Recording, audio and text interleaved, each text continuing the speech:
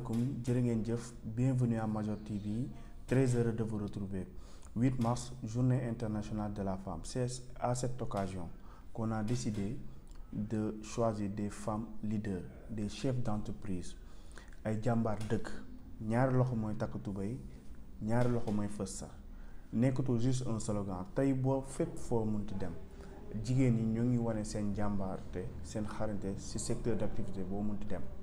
C'est à cette occasion qu'on a décidé de vous faire un thème Femmes et leadership, un magazine de reportage de la rédaction de Major Média avec Cheikhouna Bamba.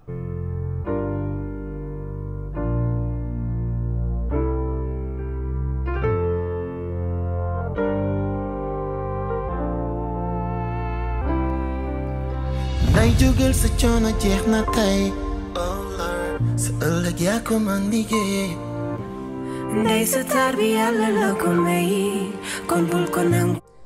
Asalaamaaleykum maa ngi tudd Khadijatou Touré maa ngi madame Faye maa ngi dëkk Zac Mbao actuellement donc je suis née à Dakar plus précisément à Pikine maa ngi amee sama bac G au lycée Maurice Delafosse.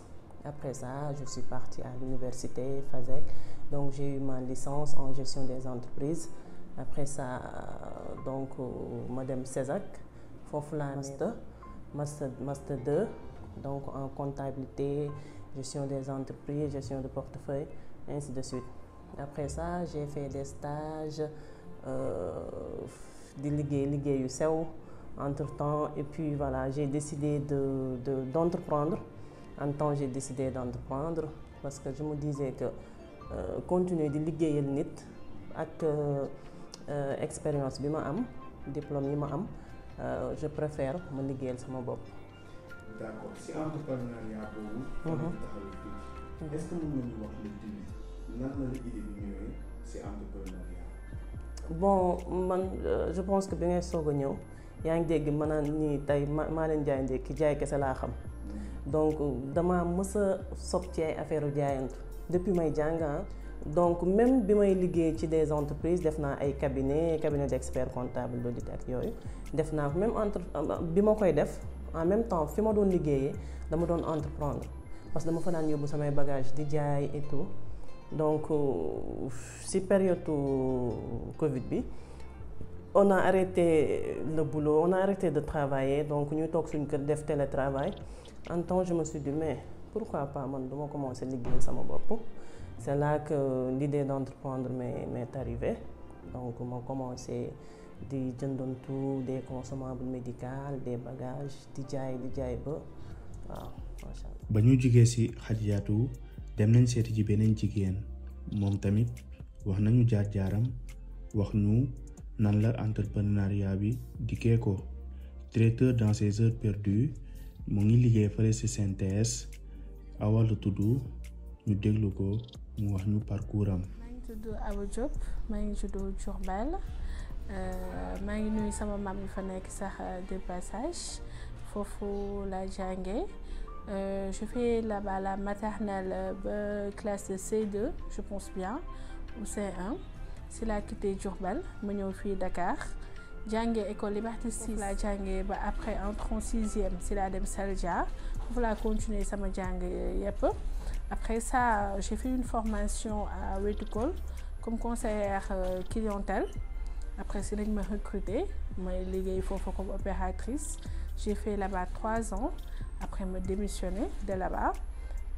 Je me démissionné, je suis quelques temps avec des photos de Après ça, c'est là que j'ai commencé à liguer synthèse au Centre national de transfusion sanguine comme secrétaire médical. Je suis là-bas depuis bientôt 4 ans. Mais je me suis lancée dans l'entrepreneuriat parce que gëm ne que jigéen waxu toog naan que tooguma maa ngi jàpp ci dara et que si lu ma jàpp mooy c'est-à-dire secrétariat médical boobu may def c'est ma passion dafa nekk liggéey boo xam ne dama ko bëgg torop maanaam nekk ak maladie jàppale leen waxtaan ak ñoom dalal leen loo rek dafa lu ma bëgg la. Maintenant dafa amoon beneen affaire boo xam ne c'était ma passion c'est la cuisine.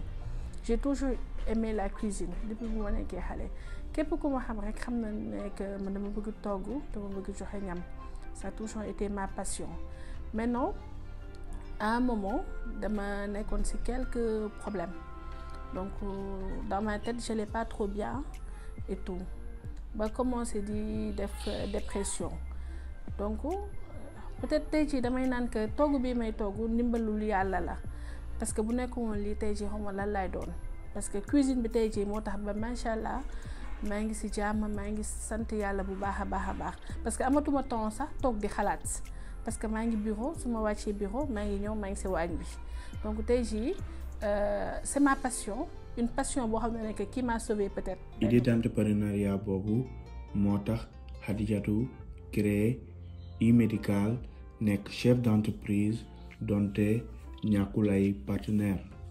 on a des associés nag on a des associés mais quand même je fais partie des directeurs. Est-ce que mën nga expliquer lan mooy liggéey bi? ñun en fait dañuy jaay des équipements médicaux des consommables médicaux c'est-à-dire quand je dis consommables je parle pas de médicaments nous ne vendons pas de médicaments nous vendons comme li nga gis fii sànq des alcools tout ce qui est consommable médical dañ koy jaay des équipements dañuy équiper ay hôpitaux on équipe des cliniques dañuy génn aussi hors du Sénégal donc là am nañ bu ñu implanté fee Sierra Leone d'ailleurs am nañ sax ay hôpital yu ñu leen équipé am nañ bu ñu implanté Mauritanie ñoom tamit pareil on a travaillé avec eux instant bi ñu ngi commencé di démarcher Côte d'Ivoire ak yeneen pays Afrique sous région bi parce que li ñu constaté mooy domaine médical bi dafa des surtout au Sénégal dafa des boo duggee ci hôpitaux yi public bi il manque beaucoup de choses li ci manque dafa bëri donc ñun on fait de nos mieux pour di liggéey ak ñoom nga xam ne dina oyof ci ñoom mais aussi du metti ci ñun. c'est-à-dire que entrepreneuriat bi maa ngi koy commencer ça fait peut-être un an et plus yàgg na yàggul ba tey jii parce que bu ma koy commencer defuma ko woon pour xaalis wala pour dara dama doon toggantu nii rek di may sama copine yi di may sama entourage et ñëpp di ma motiver awa li ngay def nii pourquoi doo ko def nga valoriser ko pourquoi doo ko fësal tu le fais trop bien machallah donc à un moment quand ça n'allait pas bien du tout je me suis dit pourquoi ne pas faire ça parce que moom laa bëgg donc si laa ko commencé def nank commencé di dugal ci internet bi nit ñi di ma contacter ku am mariage woo ma séminaire woo ma wala baptême anniversaire mais def ay plat du jour les week-ends quand je suis là mais gis na nag week-end bi su ma nekkee ci kër gi sax macha allah ñëpp dañuy woote aba tey loo togg loo lii ma dem ba tey jii macha allah maa ngi ci 3 personnes yoo xam ne que ñu ngi liggéey pour man parce que moi j'ai pas beaucoup de temps parce que comme nu ma la ko waxee maa ngi bureau te horaire bureau pratiquement ça te prend toute la journée su ma wàccee laa ñëw superviser toog xool bi nga xam ne daal laay gën a nekk ci waañ bi. Khadijatou ak Awa bokk nañ li ñu njuróole biñ leen laajee seen référence ñoom ñaar ñëpp wax nañu ne seeni tante ñooy seeni référence. sama bàjjen la bàjjen xama mooy sama référence parce que dama màgg gis ko doxalinam mu nekk jigéen bu am fulla ci boppam jigéen bu jàmbaare jigéen bu mën góor médecin la mais nit koo xam ne que nit ku gëm boppam la daal nit koo xam ne que doxul dara ci lu ñàkk fayda liggéey laa ko xamal ba tey jii suñ ma sawar naa ko jël comme référence en fait. man nag en fait sama tante moo ma yar donc par exemple suñ ma nee da nga bëgg àdduna bëgg sañ ci affaire yooyu dama naan man sama tante laa gisee quoi parce que dama ko fan woon je le dis toujours donc moom elle était une femme battante bi ñuy dëkk Scat Urbam je me rappelle bien da doon liggéey ba wàcc toog ñu nekk fa di defar ay neem ay fataaya di ko jaay quoi di ko jaayantu donc noonu ba bi ñuy dëkk Cyprès donc lépp loo xam ne nii lu leew la da ko doon jaay elle vendait des tissus di jaay lekk di jaay kii ba bi muy retraité bàyyiwul jaay ginaar tout donc moom mën naa ni moom si moom laa ko gisee donc si moom laa ko tàmmee aussi si moom laa ko tàmmee elle me disait toujours jàngal parce que jigéen warul di wéeru ci nit jigéen warul di xaar nit di ko yor muy jëkkëram ak ku mënti doon donc war nga jàng ba am loo xam ne ni sa indépendance boo xam ne yaa ko moomal sa bopp ba yow boo soxlaa di nga mën a làmb sa poche fajal sa bopp donc moom mooy sama référence. 8 mars. journée internationale de la femme. ban message jigéenu àdduna bi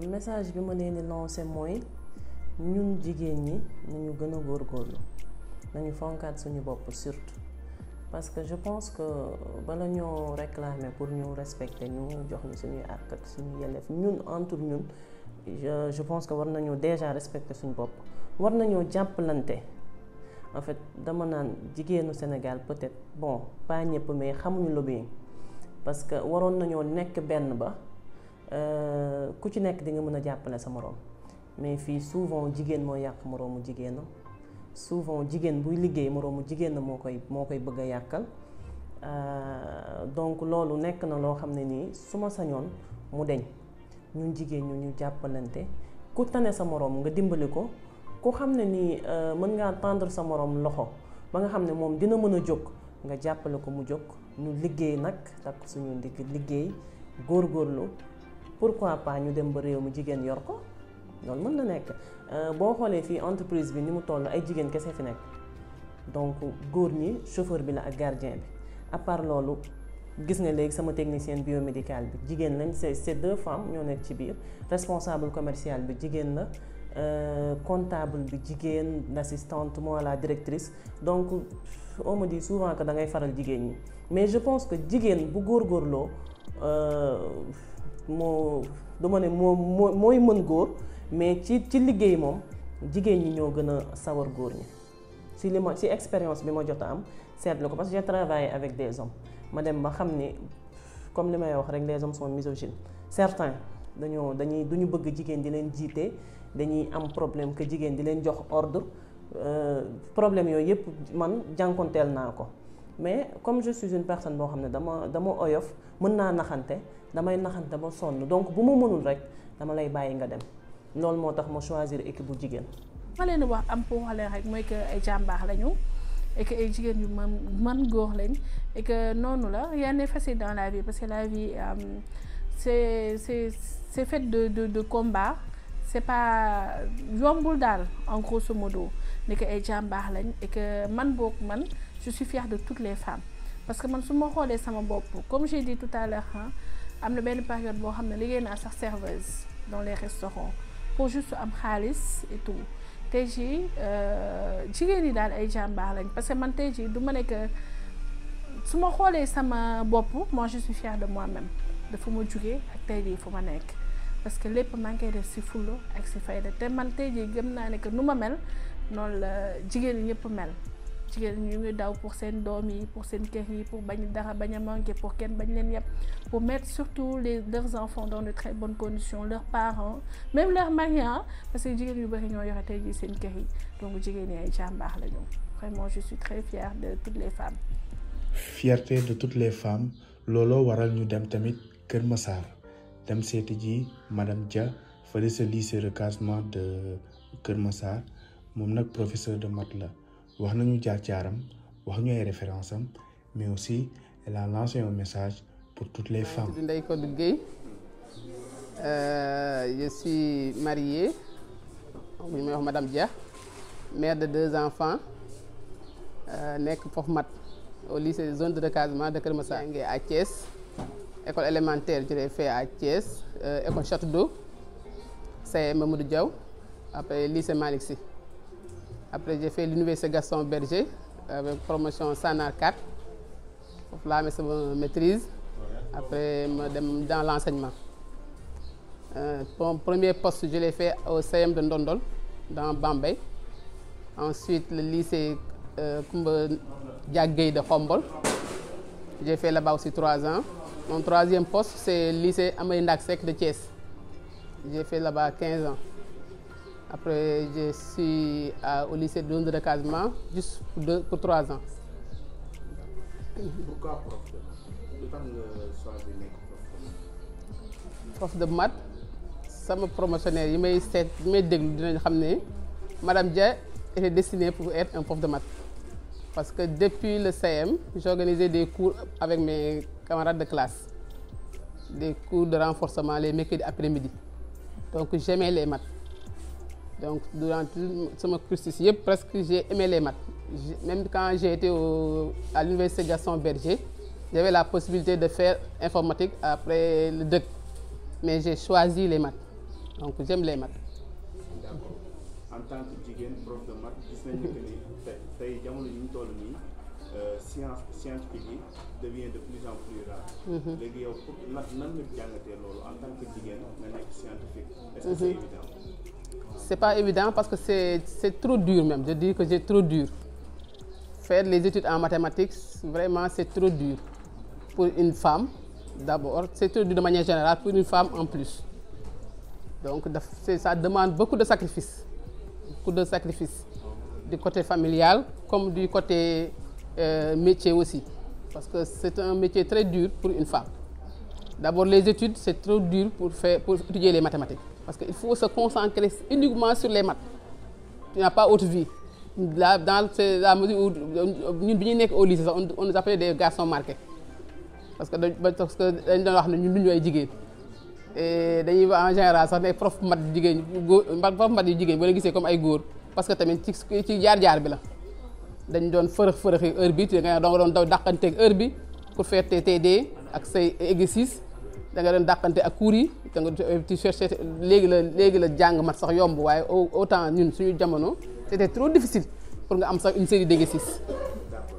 Léegi durant votre parcours est-ce que am na si ay jaar-jaar yoo xam ne ni xaw na métti wala compliqué sa jàng yoo xam ne ni mën nga ko fàttaliku tey mu def la mbégte? Waaw parce que man à l'âge de 12 ans lañ jógee benn à Thiès benn koñ bu ñuy wax Mbour 1 route de Mbour ñëw Mbour 1 avec mu nekk quartier bu bees donc je faisais presque quelques kilomètres pour dem école et il y avait pas les moyens pour fay transport mais dañ doon dox quand même donc dañuy xëy midi dañuy xëy le 7 heures wàcc midi gontaat 15 heures donc on faisait 4 allers-retours de Mbour 1 à Randoulène. Mais pour te dire que la réussite au bout de l'effort tey loolu bégte la ci ñun parce que forger nañ ci lu bari ñeme nañ coono boo nee madame Dia même mes enfants loolu la may wax sama yaay jamono yu métti la fekk moo tax mu ñeme coono donc loolu tamit vraiment forger nañ ci suñu personnalité coono boobu ñu nekkee woon di def ay kilomètres pour dem école bàyyi tey ndax mbégte la ci ñun parce que ça nous a forgé vraiment ñu nekk tey li ñu doon. nekk li ñu doon. looloo waral mu jël Aïda Mbodj ancien ministre de la femme def ko référence am. Aïda Mbodj par exemple Aïda Mbodj dama koy jël comme référence parce que dafa njàmbaarte laay gis ci moom à chaque fois boo koy seetaan rek damay gis ci moom njàmbaarte donc dama ci gis sama bopp moo tax dama ko fanda. ñu ngi tey le 8 mars journée internationale de la femme. muy jigéen am jaar-jaar. tey boo doon lancer message pour say doom yi nga xam ne ni tey war nañ jaar. ñu nekk ay jigéen lan nga leen di wax tey comme message. li may njëkk a wax mooy ne que ne àddina dara yombul il faut s'y mettre gëm-gëm la rek gëm-gëm la parce que ñun fi ñu jaar metti na parce que man bi may def licence ma première fille ma jëlee bi may def am licence laa am sama taaw metti woon na tamit pour ma mën a boole sama vie familiale ak sama jàng waaye dama ko gëmoon ne que ne damaa war a réussir li xale yi di wax ne sama papa dafa maa yónni woon te yàkkamti ma moo tax il fallait ma léegi nag loolu laay wax xale yi que ne mën nañ boole ñaari vie yëpp vie conjugale ak jàng mais da ngay koy gëm nekk ci waaw gëm nit mën nga réussir en même temps mën nga lijjanti sa famille parce que man sama ñaari goose bi ma koy am parce que maa ngi doon jàng te tamit yàqalu ma dara sama jàng macha allah ma cee góorgóorlu waaye nag j'ai enduré quand même pour le faire. enduré pour le faire loolu mooy presque jaar-jaaru jigéen yëpp ay jàmbaar dëgg ay jigéen yu mën góor loolu moo waral ñu dem fële si Point E ak Golf Sud seeti yeneen ñaari jigéen Paloma bu nekk borom restaurant Favela fële si Point E waaye tamit seeti nañ Mame Marème Golf Sud ubbi structure am tuddee ko au naturel di def lépp loo xam ne que ni transformation la di jaay màdd di jaay jus mais aussi day jaay ay légumes ñooñ tamit wax nañu seen jaar-jaar wax nañu aussi seen référence mais aussi elles ont lancé un message pour toutes les femmes du monde. Asalaamaaleykum waa Sénégal, asalaamaaleykum waa àddina. C'est Madame Ndiaye Mame Mariam Ndao, chef d'entreprise actuellement. Parcours bi moom yaakaar naa parcours normal au Sénégalais normal la rek. Donc j'ai eu mon bac au lycée Seydina Limamou Laye. Par la suite je suis partie à l'université Cheikh Anta Diop. Fa laa nekkoon département anglais. ma nekk naa fa ba master. Ba may nekk deuxième année foofu si laa inscrire Subdeco management de gestion. Donc ba ma nekkee Subdeco def fa 2 ans fekk maa ngi tombeek ma nekk sama master 1 université ci la léegi j'ai contracté une grossesse. Du coup c'était difficile jóge université dem ba Subdeco ci la arrêté Subdeco parce que ISM moo ma gënoon jege ma dem def sama licence de gestion à ISM. Voilà, après ma accouché c'était difficile d'allier vie de famille, études et tout. Après ma commencé woon entre-temps liggéey ci benn entreprise de la place comme assistante commerciale. Après c'était compliqué. Du coup sama master 1 université je l'ai validé. Master 2 j'ai validé le premier semestre. Deuxième semestre il fallait écrire un mémoire pour le valider et c'était hyper compliqué. Maa ngi nekkoon encore ISM licence waroon présenter foofu tamit sama mémoire. Donc ma privilégié mémoire u ISM bi pare mémoire bi inscrit foofu master 1. Entre-temps j'avais un bébé. Du coup dama daan yeewu fajar préparer ko ba pare ay 4 heures du matin parfois sang ko solal ko yére jox ko mu lekk ba pare door dem ISM. Donc c'était difficile. À la fin sama yaay yërëm ma dama léegi boo yeewoo bul ko préparer yow yeewul rek nga jox ko mu lekk nga nàmpal ko nga bàyyi ko noonu su ma ñëwee naa la ko gérer dans la journée. Finalement c'est comme ça que j'ai fait ba dem ISM après valider licence bi nekk master 1 valider master bi war a dem master 2 pour bind mémoire ma nekk en état ci sama deuxième bébé. Comme c'était difficile j'ai préféré marquer une pause carrément ci tout ce qui est professionnel études et tout. J'ai marqué une pause ma ni xaar ma concentré aussi xale yi ba ñu dëgër. Donc c'est ce que j'ai fait ba ñu dëgër kenn ki am 2 ans keneen ki am à peu près 5 ans mooy door a wax ni nag après il faut que vraiment je fasse quelque chose. Paloma Sané, je suis gérante d'un établissement culturel et en même temps d'un établissement gastronomique qui est situé au Point E qui s'appelle la Favela. Et également nous avons un traiteur qui s'appelle Dinota Traiteur. Alors je suis partie après mon bac faire mes études en France. Au niveau de d'abord Toulouse, dans le sud de la France où j'ai étudié comment on appelle ça, un BTS, où j'ai fait un BTS en hôtellerie-restauration. À la suite de ça, j'ai fait une licence en marketing pur. Et ensuite, je suis montée sur Paris, où j'ai fait 3 ans déjà sur Paris, pour faire un master en hospitality management, pour vraiment me former sur toute la partie hôtelière, restauration, pour voilà, pouvoir travailler aujourd'hui dans un établissement hôtelier. J'ai fait des stages à Paris, j'ai fait des stages à Toulouse, j'ai fait des stages à Dakar. Je suis rapidement rentrée à Dakar en 2012, si je ne me trompe pas, j'avais 25 ans. Et j'ai intégré un très grand hôtel, un palace en fait, enfin ce qu'on appelle un hôtel 4 étoiles, où à 25 ans j'étais responsable de la restauration de l'hôtel, de la partie bar et du room service. Et je dois avouer que c'était énormément de responsabilités à 25 ans. Voilà. Donc à la suite de ça, rapidement j'ai compris que travailler pour quelqu'un, ça ne m'intéressait pas beaucoup. Et j'ai eu envie rapidement de créer ma structure. Et je me suis d'abord lancée dans de l'événementiel pur. Donc j'ai créé une structure qui s'appelle La Fée Agency. Et ensuite on a créé très rapidement, parce que je me suis associée avec ma maman, on a créé le traiteur en 2013. Et aujourd'hui, en 2023, on va fêter les 10 ans de Dinota Traiteur et c'est avec beaucoup d'émotion que je le dis. Donc on a un parcours qui est quand même assez long et voilà, on est assez fiers de ce qu'on a accompli. J'ai fait beaucoup de choses avant au nature, mais comme lu ñuy wax liggéey booy mënti gis passion moo ci war a jiitu. Donc comme man naturellement lekkatu màdd international la mën naa wax ni Dakar ñi jaay màdd ñëpp lekk naa seen màdd yi. Après may réfléchir benn jour ma ni mais lii bëgg naa ko pourquoi pas ma essayer xool ndax dina marcher ou pas, je peux en faire un business en même temps. Donc nànk-nànk au début c'était difficile parce que déjà ñi ma daan gis ñu koy am 12 mois sur 12 je savais pas comment il faisait affaire bi jaaxaloon ma parce que day am période boo xam ni màdd doo ko gis pratiquement ci dëkk bi ah ma ni bon mu nekk casse-tête nag.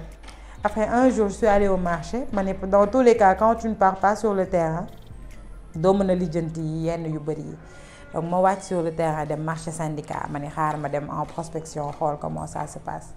Après ma dem gis kenn ku fay jaay màdd ma laaj ko mu expliquer ma période boobu màdd amul ma ne ko comment ça se passe fii màdd bu amul ak yooyu mu ne ah moom dafay am c'est vrai que dina am en quantité limitée mais dina am quand même. Après j'ai pris ses contacts, j'ai commencé comme ça. Donc nank en mars Au Nature aura 1 an. Au Nature à la base c'était une boutique de fruits et légumes. Donc parce que dama ñëw ci cité bi j'ai vu que loolu amu fi woon la plupart du temps table yi ñoo fi daan nekk di jaay au détail et tout ma ni pourquoi pas ne pas essayer def comme man le système que j'utilise chez moi parce que man je fais le marché par exemple 2 fois dans le mois denc sama frigo et puis daf may économiser du temps duma dem tout le temps su ma soxlaa dara.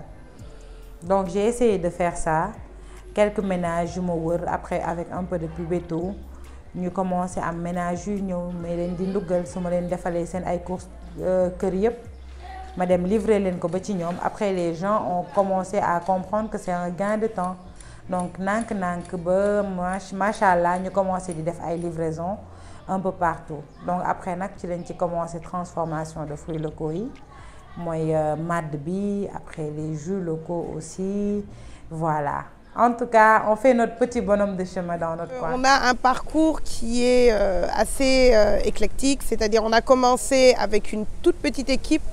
Moi, je me souviens, on était d'abord dans l'appartement de ma mère, où on faisait de la livraison de repas. On a commencé déjà en faisant des rissoles. Les rissoles, en fait, c'était un petit pâté capverdien qui va être farci avec du crabe, du poulet, voilà, des petites choses comme ça.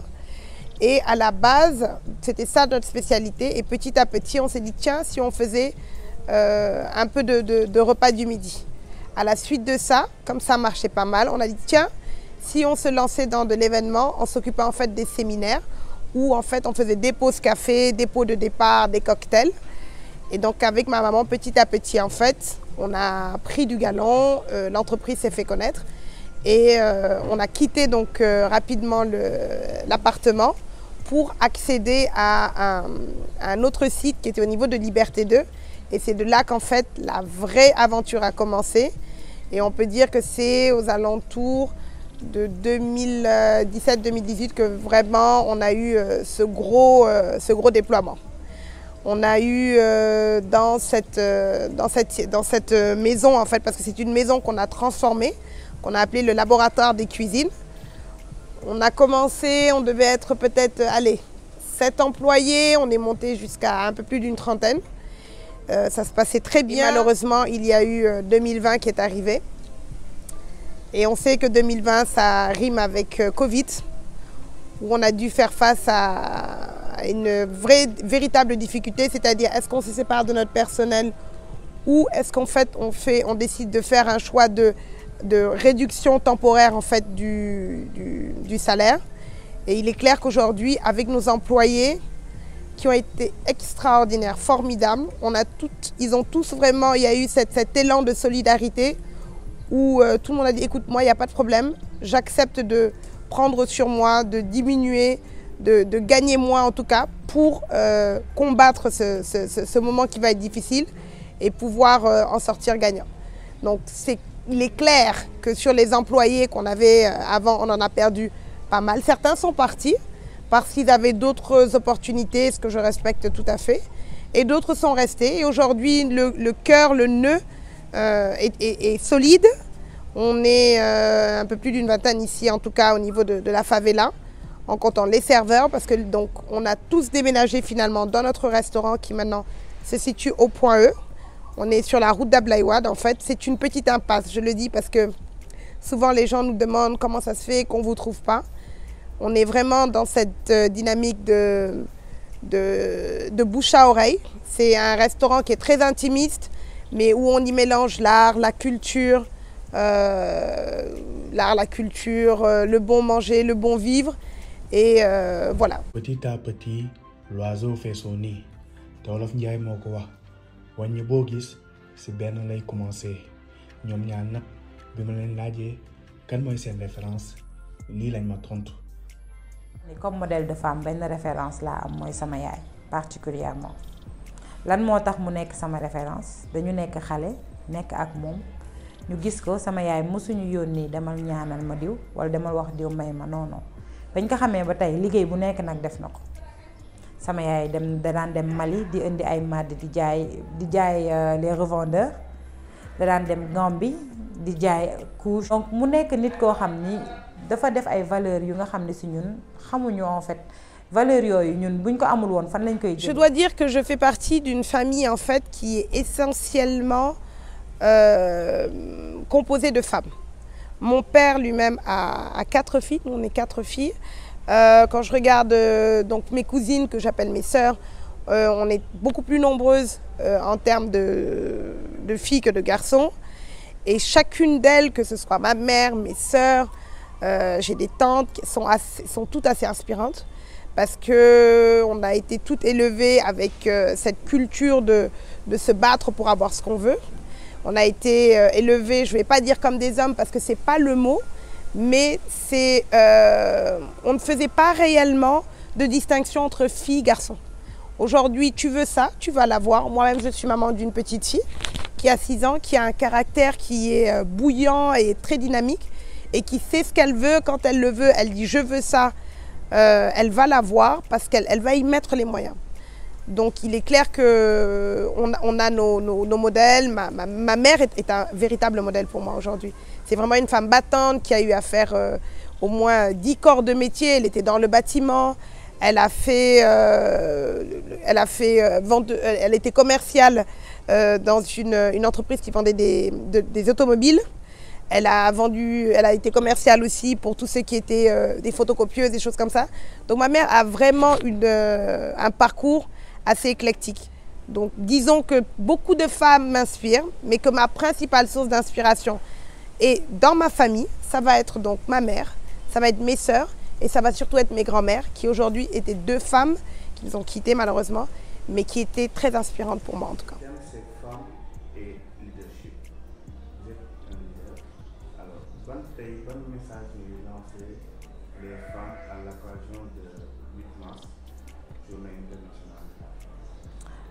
Message bi may lancé jigéen ñi mooy ñu jóg d'abord fas yéene nekk suñu ay modèle doom ba pare parce que comme lu ñuy wax la femme c'est le pilier. Donc man personnellement quand je prends mon exemple mën naa taxaw ci loolu pour wax ak ñu bari parce que man je me suis mariée très tôt. Je me suis mariée à l'âge de 19 ans. J'étais à l'université. Ça ne m'a pas empêché de continuer mes études. Ça ne m'a pas empêché d'avoir des enfants et de gérer ma famille. sama liggéey lan moo ma ko tax a def pour wan sama ay doom moo tax may liggéey. Journée internationale de la femme. Quel message lancez-vous en tant que chef d'entreprise les femmes, vos petites sœurs? Je suis jeune encore, hein, comme vous dites. Mes sœurs, mes tantes, même qui, après on peut avoir un parcours différent, commencer beaucoup plus tard. Moi, ce que je leur conseille avant tout, c'est de jamais lâcher, que le parcours est long, qu'il y a plein d'embûches, mais que le jeu en vaut la chandelle. Et que le gain est souvent très beau. Et de faire les choses aussi pour soi. Pour arriver à entreprendre et à se développer dans ça, il faut aussi être passionné, mais il faut aussi être consciente qu'on peut avoir des facilités, mais il faut savoir les utiliser de façon intelligente. Voilà. Après aussi, c'est d'être solidaire, parce qu'aujourd'hui, nous les femmes, il faudrait aussi qu'on ait cette espèce de rassemblement ou bien des groupes en fait, et il y en a qui existent, où en fait on se retrouve entre femmes pour parler de nos problèmes de femmes d'entrepreneurs. Il y en a qui existent, mais voilà, que ce soit un peu plus mis en avant et de se dire que tout est possible.